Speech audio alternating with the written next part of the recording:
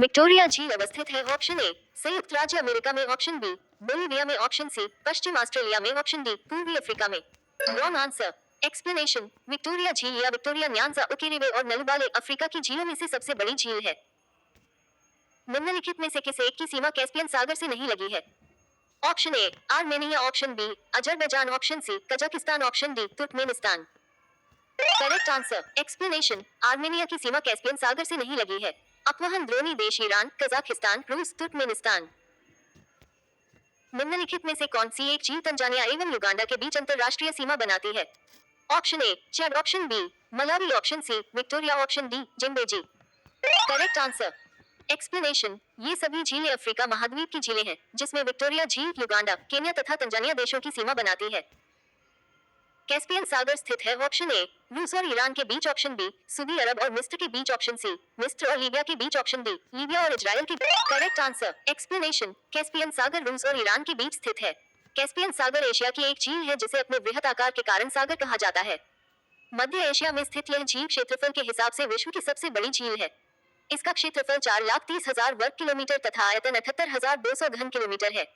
इसका कोई बहिर्गमन नहीं है और पानी सिर्फ वाष्पीकरण के द्वारा बाहर जाता है। सुमेलित कीजिए सूचीबद्ध झीलों के नाम। ए अरल सागर, बी मिशिगन झील, सी ग्रेट बियर झील, डी आयर झील। सूची 2 संबंधित देश। 1 कनाडा, 2 कजाकिस्तान, 3 समरा America, 4 Australia. Option A correct answer. Explanation. Aral सागर या अराल सागर मध्य एशिया में स्थित एक झील है जिसके बड़े आकार के कारण इसे सागर कहा जाता है, पर अब दिनों दिन इसका आकार घटता जा रहा है। लेक मिशिगन अमेरिका की सबसे बड़ी झीलों में से एक है। इसकी सीमाएं अमेरिका के 4 प्रांतों इलिनॉय, इंडियाना, विस्कॉन्सिन एवं मिशिगन से लगती हैं। ग्रेट बियर झील उत्तरी अमेरिका के बुरेल जंगल की एक झील है। ये पूरी तरह से कनाडा में स्थित वहां की सबसे बड़ी झील है। सुपीरियर झील और ह्यूरॉन झील कनाडा अमेरिकी सीमा पर हैं। आयर झील ऑस्ट्रेलिया का सबसे गहरा भाग है जिसके कारण इस झील में पानी की मात्रा हमेशा बनी रहती है। निम्नलिखित में से कौन सी झील खारे पानी की झील नहीं है? ऑप्शन ए कैस्पियन सागर, ऑप्शन बी बेकाल सागर, option C Great Salt Lake, option D Van झील। Correct answer. एक्सप्लेनेशन। बयकाल झील दुनिया की सबसे प्राचीन और गहरी झील है। ये झील 3 करोड़ वर्ष से लगातार बनी हुई है और इसकी औसत गहराई 744.4 मीटर है। हालांकि कैस्पियन सागर विश्व की सबसे ज्यादा पानी वाली झील है, बयकाल का स्थान दूसरे नंबर पर आता है।